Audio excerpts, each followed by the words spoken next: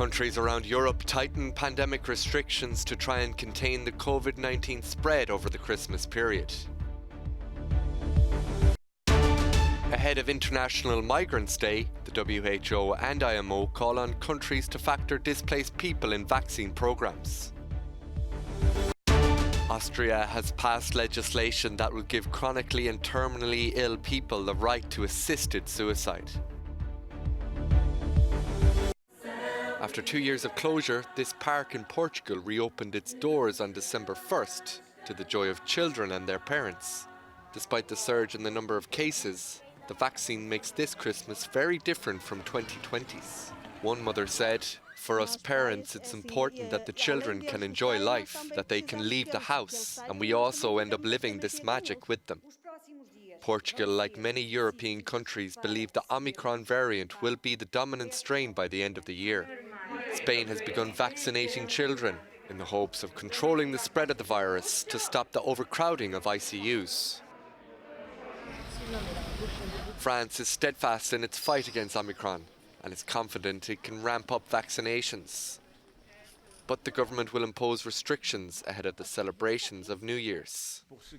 French Prime Minister Jean Castex said, as for large outdoor gatherings and events, especially on New Year's Eve, the local authorities will forbid gatherings which aren't declared in advance, alcohol consumption on the public highways, and will ask cities to renounce organising big outdoor gatherings. Ireland has gone one step further and has imposed an 8 p.m. closing time for pubs, restaurants and live events, as well as other indoor venues such as cinemas and theatres. Slovenia's intensive care units are still overflowing. At Maribor University Hospital, staff, some of them untrained, work without adequate isolation devices. Normal rooms have been converted into intensive care units with the help of adhesive tape. The level of care remains high, but it is by no means by standards normally accepted in an ICU. All the regular doors that enter the rooms, we seal them with tape, so the virus stays inside. This is all improvisation. We don't have regular with high or low pressure rooms. Like I told you, these were not meant to be ICU wards. Although Slovenia's record number of new infections was cut in half over the last month, the number of intensive care patients is not decreasing. 56% of the population is currently fully vaccinated. According to ICU head Alenka Stradin-Košir, there are still too many skeptics in the population. When the patient enters the ICU, they know corona is real. First of all, they have trouble breathing. They fight for their life, so they're really scared. Most of the relatives, after having somebody admitted in the ICU, they realize a lot of them change their stories on social media and start thinking differently. In Slovenia, anyone who is not vaccinated has to be regularly tested in order to visit restaurants or cafes. Not everyone agrees with this measure. I don't like that people are not treated equally, that vaccinated people can walk around freely and us unvaccinated have to get tested.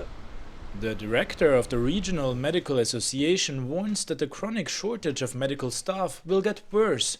Wages in Slovenia are too low, he says.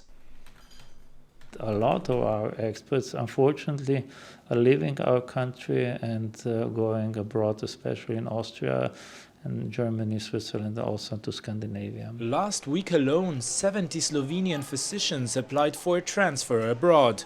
For comparison, 4 new doctors are on average recruited in Slovenia every week.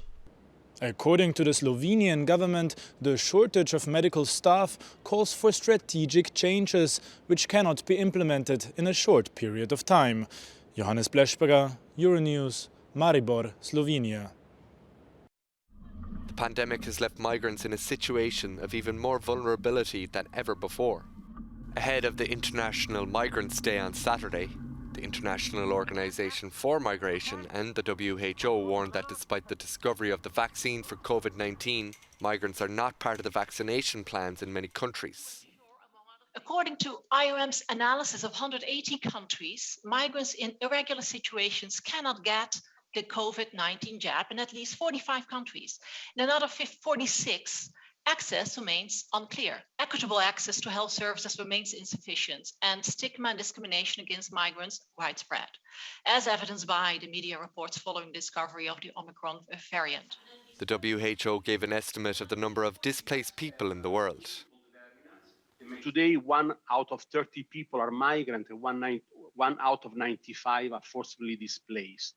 In other words, we are concerned about roughly 1 billion people between migrants, refugees, irregular migrants and IDPs, which might be falling out of the access to health systems.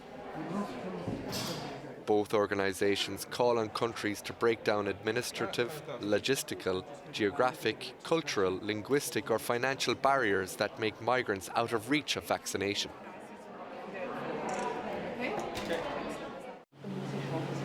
Austria's parliament has approved legislation that will give chronically and terminally ill people the right to assisted suicide. The new legislation will apply to adults who have the ability to make their own decisions, but minors are excluded. Only one of the 3 opposition parties voted against the measures, which were necessary after a federal court overturned a section of law on euthanasia. We all want our loved ones and family members to be well at the end of their lives, that they spend their twilight years and the end of their lives in dignity, that they also get the necessary support that they need. Because at the same time, no one should choose this way of dying when there are other options. No one should choose this way because of a personal situation, a financial situation, or because of family matters. Patients will have to speak with 2 doctors and wait to make a decision after a period of reflection. Allowing assisted dying is a contentious issue in many countries. With its new law, Austria hopes it can ensure dignity in death without influencing the personal decisions of those concerned. Third-time lucky Friedrich Merz has finally been designated as the new leader of Germany's CDU party via a vote by members. This was the first time that party faithful were asked who they want to be leader, and a party congress next month will still have to officially sign off on the vote. Mr. Merz gained 62% of the vote, winning outright without a second round. It has already been a great pleasure to do this work campaigning with this new forming leadership team for CDU Germany and subject to the approval of the Federal Party Conference. I am particularly looking forward to working together with my fellow candidates, but also with all the others who will then be part of our team. And last but not least, this is not yet a final decision, but this is a decision of the members, a vote of the members. Mr. Merz is from the right wing of the CDU and beats 2 centrist rivals. He has political experience, leading the CDU-CSU coalition in the Bundestag between 2000 and 2002, and has said that moving to the right could win back voters who support the far-right AfD. However, he recently pledged to ensure that different political opinions have a place in the party. US artist Bruce Naumann is in the frame at a new exhibition at the Punta della Dogana in Venice. The event focuses on a series of recent video installations that Naumann's developed and invites viewers to live an immersive experience through sensory perception. In Russia, the Hermitage Museum is hosting a huge exhibition dedicated to the Renaissance artist Albrecht Dürer. More than 400 engravings are on display to mark 550 years since the German's birth. Dürer was the first to produce xylography and copperplate engravings simultaneously, lifting the method to the level of high art.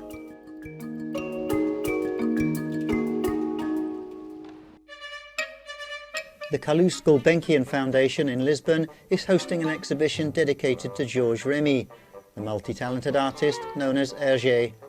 The show brings together an important selection of documents, original drawings and various other works by Tintin's creator. Visitors are able to decipher the art behind this creative genius, who deployed every means available in his compositions.